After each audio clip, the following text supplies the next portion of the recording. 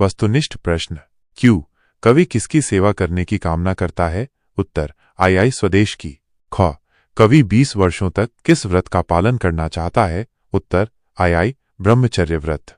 ग, हमारी वीरता किसके लिए भय का कारण बने? उत्तर, आई दुश्मन के लिए। घ, कवि किस बंधन को तोड़ना चाहता है? उत्तर, आई कुरीति। 2, लघु उत्तरीय प्रश्न। क्यू, कवि ईश्वर से क्या प्रार्थना करता है? उत्तर, कवि ईश्वर से प्रार्थना करता है कि वह उसे इतनी शक्ति दे कि वह अपने देश की सेवा कर सके और अपने जीवन को सार्थक बना सके। ख, इस कविता के माध्यम से कवि ने हमें क्या संदेश दिया है? उत्तर, इस कविता के माध्यम से कवि ने हमें देश प्रेम, वीरता और कुरीतियों को तोड़ने का संदेश दिया है। ग, कवि किन साधनों को प्राप्त करने की कामना करता है? उत्तर, कवि ज्ञान, शक्ति और साहस जैसे साधनों को प्राप्त करने की कामना करता है ताकि वह अपने देश के लिए कुछ कर सके। घ, किन परिस्थितियों में कवि हिम्मत न हारने की सलाह दे रहा है? उत्तर, कवि हमें हर परिस्थिति में हिम्मत न हारने की सलाह दे रहा है, चाहे वह कितनी भी कठिन क्यों न हो। वह कहता है कि हमें हमेशा अपने लक्ष्य पर ध्यान केंद्रित रखना चाहिए और कभी भी हार नहीं माननी चाहिए। इन बोधमूलक प्रश्न। क्यू, संगठन कविता का मूल सार अपने शब्दों में लिखिए।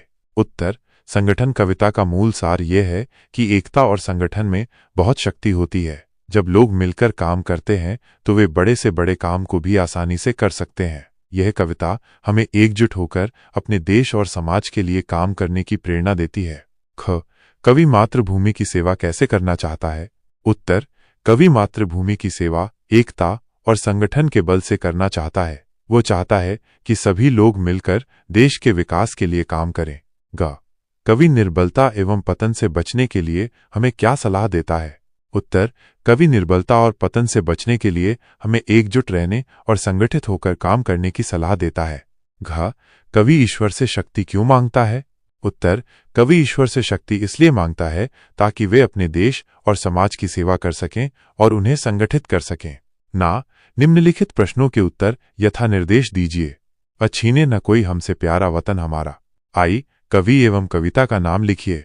उत्तर, कवि का नाम राम नरेश त्रिपाठी है और कविता का नाम संगठन है। आई, उक्त अंश से कवि क्या संदेश देता है और क्यों?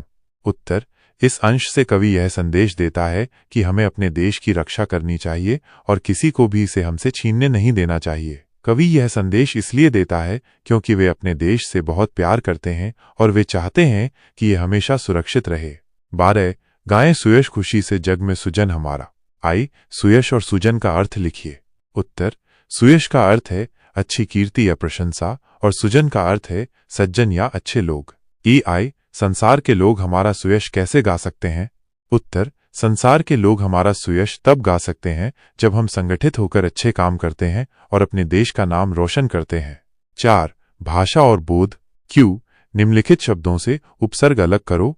माइनस, संगठन, स्वदेश, निरुत्तर, कुरीति, सुजन।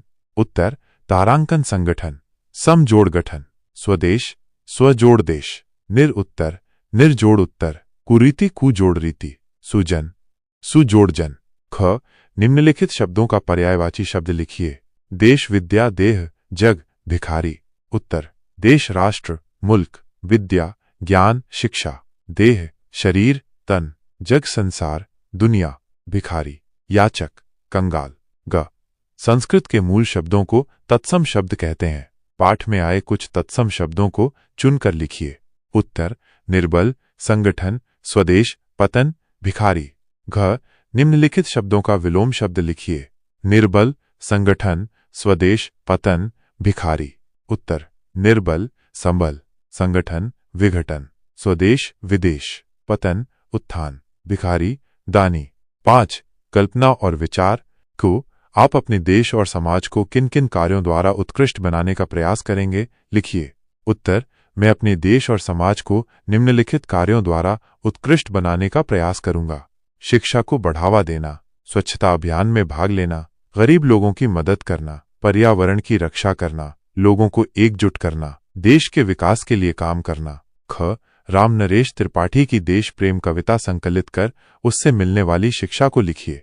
उत्तर, राम नरेश त्रिपाठी की देश प्रेम कविता हमें ये शिक्षा देती है कि हमें अपने देश से प्यार करना चाहिए और इसकी रक्षा के लिए हमेशा तैयार रहना चाहिए।